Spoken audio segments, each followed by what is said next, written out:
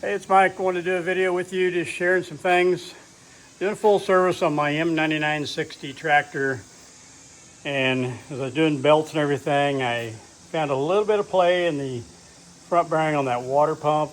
So now's the time to fix it, because we don't want that bearing going out, possibly driving that fan through the radiator.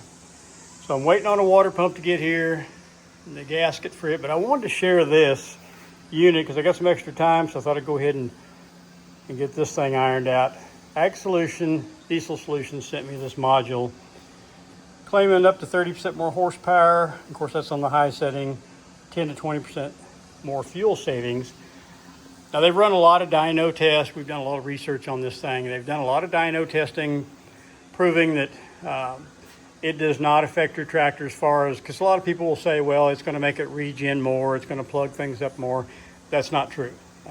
That is not true at all. So I'll test it and do another video on that once we test it. But I just wanted to share with you kind of how I've mounted this thing.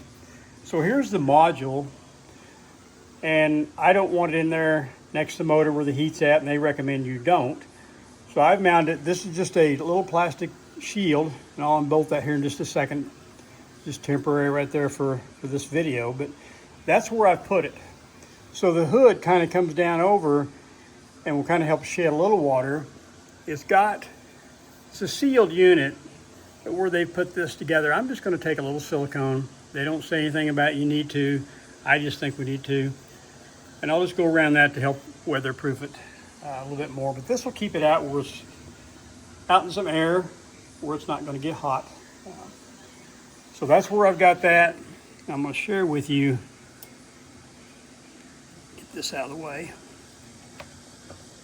This is a simple setup, but what's not simple is the instructions.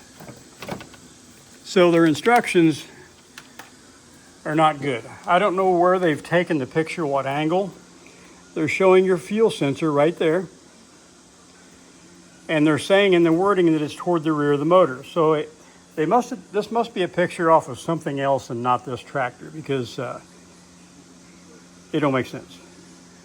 See, their arrow there points toward the back, which is a picture of this tractor, but I'll just show you. It's not at the back. Let's get this hood up out of the way. So as you can see, I've got everything loose. So here's the water pump inlet. So that's the front of the motor. I'll get you here where you can see. So right in here, get my finger in there. So right there, where my finger's at, that is your sensor, your fuel pressure sensor. That's where you're going to plug into. So you will unplug the stock plug. You'll plug the module into there. The other end of the module wire will plug right into this, which is the stock wire that came out of that fuel pressure sensor that I was just pointing at. And then all I've done is I've just ran my wires around, got everything zip tied. So everything's up nice and neat. It's all protected. But I wanted to share that with you because I very seldom use instructions anyway. But like on this, I already had a pretty good idea where it was at. And I'm just sharing this because if you go by the instructions, you'll get frustrated because you won't be able to find it. Because right there where it's at is not the back of the engine. Now the M9960, my tractor before this one was the M7060. So these are basically the same application. Fuel rails pretty much the same. Your fuel sensor is going to be pretty much the same location. As a matter of fact, this module will work on the 7060. So I wanted to share that with you. That's how I've done it. Once I get this going, we'll do some testing. I got some baling to do and some things to really work the tractor. And we'll test it and find out. We'll do a video on that and share that with you. All right. Hope this was helpful. Oh, one more thing.